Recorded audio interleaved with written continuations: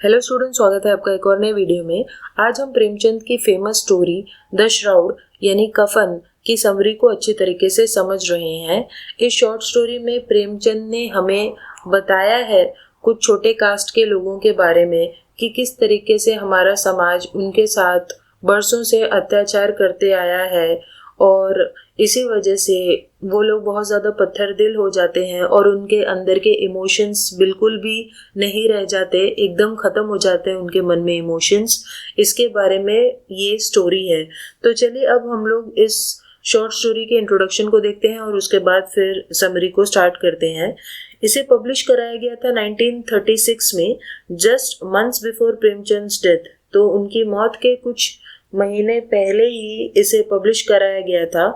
और श्राउड या कफन का मतलब होता है वो कपड़ा जो एक डेड बॉडी के ऊपर, एक मरे हुए इंसान के ऊपर जो कपड़ा उड़ाया जाता है उसे श्राउड या हिंदी में कफन कहा जाता है। और ये जो स्टोरी है वो बहुत अच्छी लिखी गई है और one of the blackest and most powerful short story है प्रेमचंद की। ब्लैक इसीलिए क्योंकि इस शॉर्ट स्टोरी से, जैसे मैंने आपको बताया, प्रेमचंद हमारे समाज में जो इविल्स हैं, बुराइयां हैं, उनको हमें दिखाने की कोशिश कर रहे हैं। The shroud follows Ghisu and Madhav, a poor father and son from the untouchable caste. तो इस कहानी में घीसू और माधव नाम के एक गरीब पिता और उनके बेटे के बारे में, जो कि अनटचेबल कास्ट के होते हैं ये दोनों लोग, उनके बारे में बताया गया है। तो चलिए अब हम लोग समरी को स्टार्ट करते हैं और समझने की कोशिश करते हैं कि इस शॉर्ट स्टोरी में क्या बताया गया है। ये जो कहानी है वो एक इंडिया के एक गांव में शुरू होती है। काफ़ी अंधेरी और ठंडी रात होती है और घीसू और उसका बेटा माधव अपनी अपनी झोपड़ी के दरवाजे के बाहर बैठकर कुछ आलूओं को रोस्ट कर रहे होते हैं, भून रहे होते हैं, जो उन्होंने अपने ही एक पड़ोसी के फील्ड से चुराए होते हैं। यानी वो पोटैटोज उनके खुद के नहीं थे। Budhiya, Madhav young wife of 1 year is inside groaning in child birth. तो जो सन है माधव, उसकी वाइफ है बुधिया और उनकी शादी को अभी बस 1 साल ही हुआ होता है और वो उसको बच्चा होने वाला होता है। चाइल्ड बर्थ में वो चिल्ला रही होती है जोर जोर से, लेकिन इस चिल्लाने का उन दोनों आदमियों के ऊपर कोई भी असर नहीं होता है। लेकिन जो माधव है उसको उल्टा गुस्सा आ जाता है। His father urges him to look in on the girl. उसके जो फादर हैं वो कहते हैं कि जाओ और देखो कि वो क्यों चिल्ला रही है। लेकिन माधव कहता है कि अगर उसे मरना ही है तो वो जल्दी से मर क्यों नहीं जाती। मैं उसे देखने जाऊंगा तो इससे क्या हो जाएगा, क्या वो बच जाएगी। तो ये दोनों ही लोग बहुत ज़्यादा लेजी होते हैं, कामचोर होते हैं, वो काम नहीं करना चाहते हैं, डिसऑनेस्ट होते हैं और सुपरस्टिशियस भी होते हैं। यानी बहुत ज़्यादा अंधविश्वासों में भी ये लोग यकीन करते हैं।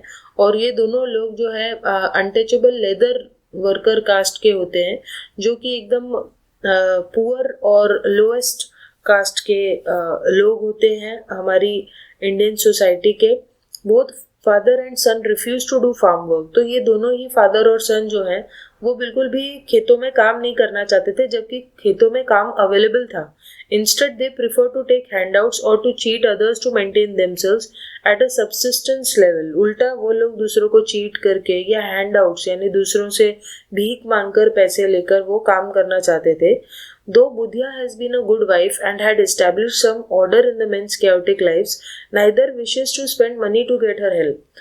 तो हालांकि बुधिया एक बहुत अच्छी वाइफ थी और दोनों आदमियों के लिए वो बहुत कुछ काम करती थी, लेकिन फिर भी दोनों आदमियों में से कोई भी बुधिया की हेल्प करने के लिए, पैसे खर्च करने के लिए तैयार नहीं था। उन्हें ऐसा लग रहा था कि बुधिया पोजेस्ड हो गई है, उस पर किसी आत्मा की छाया है और इसीलिए वो लोग अपनी झोपड़ी में अंदर भी नहीं जाना चाहते थे। मोreover they believe that God will provide। इसके अलावा वो लोग ये सोच रहे थे कि जिस तरीके से भगवान अभी तक हमें पालता आया है वही हमें आगे पालेगा। Ghisu is smarter than most Indian peasants. तो ये लोग बहुत ज़्यादा स्मार्ट होते हैं एक्चुअली, क्योंकि बिना काम किए ही वो लोग अपना जीवन निकाल रहे थे, सरवाइव कर पा रहे थे बिना ऑनेस्टली वर्क किए हुए। As if to negate the horror of the woman dying in childbirth, Gisu recalls a sumptuous wedding feast। वो औरत जो मर रही है उसकी जो पीड़ा है, उसका जो दर्द है, उसको एकदम नेगेट करते हुए, यानी बिल्कुल भी ध्यान ना देते हुए, घीसू एक अलग ही स्टोरी सुनाने लगता है अपने बेटे माधव को, जहाँ पर वो एक वेडिंग फीस्ट के बारे में बताता है कि किस तरीके से उसने एक वेडिंग फीस्ट अटेंड की थी, एक शादी का खाना अटेंड किया था 20 साल पहले, और वो कंप्लेन करता है कि अब तो कोई भी हमें उस तरह से खाना नहीं खिलाता, और अब तो लोग इकोनोमाइज करते हैं, यानी कंजूसी करते हैं, शादियों में इतना कुछ खिलाते नहीं हैं, और सारा जो पैसा होता है वो खुद ही होल्ड कर लेते हैं, खुद रख लेते हैं। फिनिशिंग देयर पोटैटोज, इसके बाद वो लोग अपने पोटैटोज खा लेते हैं और वहीं पर कर्ल होके सो जाते हैं, जैसे कि कोई कॉइल्ड पाइथन्स हो, यानी कि अजगर हो जो एकदम कुंडली मारकर सो गया हो। तो इस तरीके से यहाँ पर प्रेमचंद ने उन दोनों को जानवरों से कंपेयर किया है कई बार, ये दिखाने के लिए कि वो लोग किस तरह से जानवरों जैसे लोग थे। The next morning Madhav goes into the hut and finds his wife dead. अगली मॉर्निंग में जब माधव अंदर जाता है, वो देखता है कि उसकी जो वाइफ थी वो मर चुकी थी, और जो बच्चा था वो भी पेट में ही मर गया होता है। इसके बाद दोनों जो आदमी हैं वो पूरे गांव में जाते हैं अपने चेस्ट को ठोकते हुए और रोते हुए।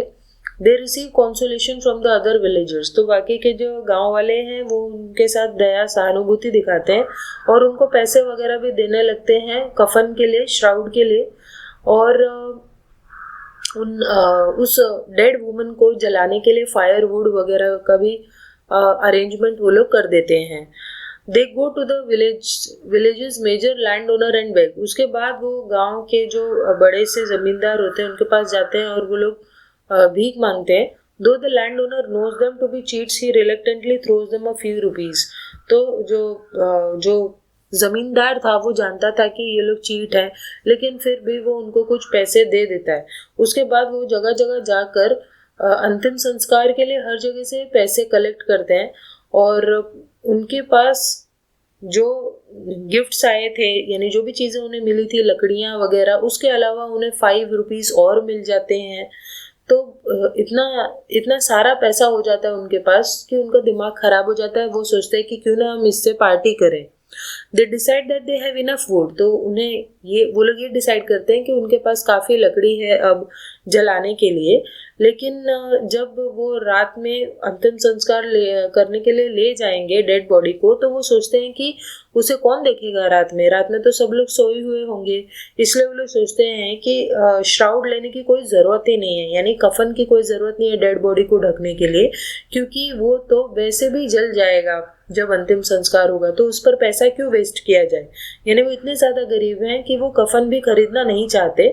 फिर वो लोग जब मार्केट में घूम रहे होते हैं तो वो देखते हैं कि एक लिकर स्टोर होती है, यानी कि एक शराब की दुकान होती है, और वो लोग डिसाइड करते हैं कि वो लोग उस शराब की दुकान के अंदर जाएंगे।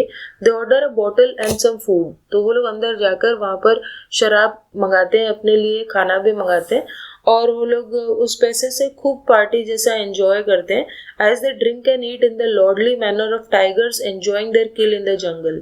तो यहाँ पर फिर से एक मेटाफर आता है जहाँ पर प्रेमचंद ने फिर से उन्हें जानवरों से कंपेयर किया है, टाइगर से कंपेयर किया है। जैसे कि टाइगर किसी जानवर को मारने के बाद खाता है, उसी तरीके से वो लोग खाना खा रहे होते हैं, शराब पी रहे होते हैं। तो इस तरीके से उनके एनिमल जैसे बिहेवियर को दिखाने के लिए फिर से उनको एनिमल से कंपेयर किया है। उसके बाद वो लोग शराब के नशे में एकदम डूब जाते हैं। They initially have qualms about not purchasing a shroud, तो पहले तो वो लोग को थोड़ा सा कंप्लेन था कि उन्होंने कफन क्यों नहीं खरीदा, लेकिन बाद में वो अपने डिसीजन को रैशनलाइज करते हैं और उस डेड वुमन को प्रेज करते हैं, उसकी तारीफ करते हैं कि उसने मरने के बाद भी हमारे लिए अच्छी अच्छी चीज़ें अरेंज कर दी खाने पीने के लिए। अगर वो मरती नहीं तो शायद हमें खाने पीने की चीज़ें भी नहीं मिलती। और उसके बाद फिर जब वो लोग उस टैवर्न को, यानी जहाँ वो शराब पी रहे होते हैं, उस जगह को जब वो छोड़ने वाले होते हैं, तब जो घीसू है वो एक भिखारी को अपने लेफ्ट ओवर्स, यानी कि जो बचा कुचा खाना होता है, वो भी देता है और कहता है कि उस मरी हुई औरत को ब्लेस करो जिसकी वजह से आज तुम्हें खाना मिल रहा है। उसके बाद उनका जो मूड है अचानक से चेंज होता है और फिर से उन्हें दुख वगैरह महसूस होने लगता है और एकदम प्रीस्ट की तरह, किसी पंडित की तरह वो लोग बात करने लगते हैं और एक दूसरे को वो कंसोल करने लगते हैं और कहते हैं कि अच्छा ही हुआ कि जो बुधिया थी वो इस दुनिया जो कि माया का जंजाल है, इल्यूजन है, मेज ऑफ इल्यूजन है, उससे वो निकल गई और ये जो बेकार की दुनिया है इसको छोड़कर वो अच्छा हुआ बहुत जल्दी ही चली गई, इसलिए वो बहुत ज़्यादा लकी थी। They start to chant the religious song. उसके बाद फिर वो एक रिलीजियस गाना गाने लगते हैं जो कि होता है एक हमारी दुनिया कितनी ज़्यादा डिसीटफुल है, यानी कैसे हमारी दुनिया धोखा देती है दूसरों को, इसके बारे में वो गाना होता है। And intoxicated right to their hearts, वो बहुत ज़्यादा शराब पिए हुए होते हैं, वो लोग डांस करने लगते हैं और फाइनली वो वहीं पर गिरकर मर जाते हैं। Finally they collapse dead drunk.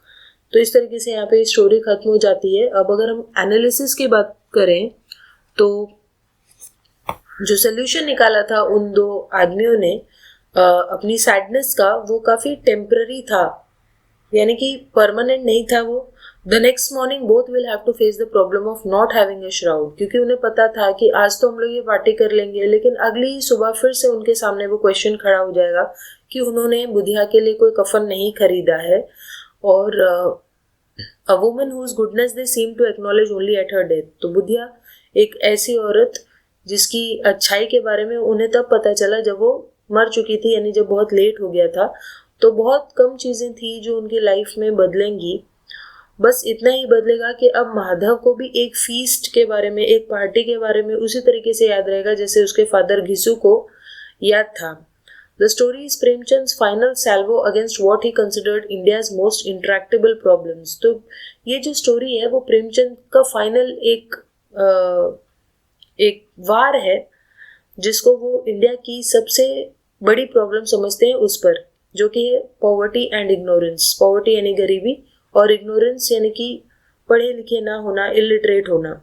The two leather workers are despicable. तो ये जो दो लेदर वर्कर्स हैं वो इसलिए डिस्पाइकेबल हैं, यानी उनसे इसलिए नफरत की जानी चाहिए, not from inherent evil in them, इसलिए नहीं क्योंकि वो अंदरूनी तौर पे बहुत ज़्यादा इविल थे, but because society has made them that way, बल्कि इसलिए क्योंकि सोसाइटी ने ही उन्हें ऐसा बना दिया था। यानी वो जानबूझकर बुरे नहीं थे, सोसाइटी ने उन्हें बुरा बना दिया था।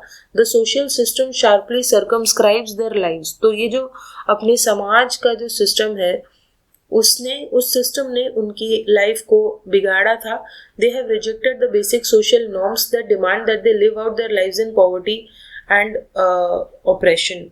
तो बेसिकली सोसाइटी ने उनके लिए ये रूल बना दिया था कि उन्हें गरीबी में ही जीना है, लेकिन वो इस तरीके से नहीं जीना चाहते थे, वो भी अच्छी तरीके से जीना चाहते थे और इसीलिए वो लोग उस कफन के पैसे को यूज कर लेते हैं पार्टी करने के लिए। Instead they seem to take every opportunity to beat the system.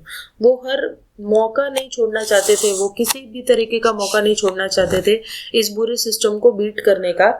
In doing so they have become heartless. और सिस्टम को बीट करने के लिए ही वो हार्टलेस बन गए थे, यानी उनका जो दिल था वो पत्थर दिल हो गया था और वो दूसरों की सफरिंग को भी इसीलिए नहीं समझ पा रहे थे क्योंकि उनकी खुद की ही सफरिंग बहुत ज़्यादा थी। Unable to bond with anyone but each other, they can think only of themselves and behave selfishly. इसीलिए वो किसी और के साथ बॉन्ड भी नहीं कर पा रहे थे, वो सिर्फ अपने बारे में और अपनी ज़रूरतें पूरे करने के बारे में ही सेल्फिशली सोचते रहते थे और अपने बिहेवियर को वो रैशनलाइज यानी सही भी ठहराते रहते थे। सो आई होप आपको इस शॉर्ट स्टोरी की समरी और एनालिसिस समझ में आया होगा। सो चलिए हम मिलते हैं नेक्स्ट वीडियो में, तब तक के लिए।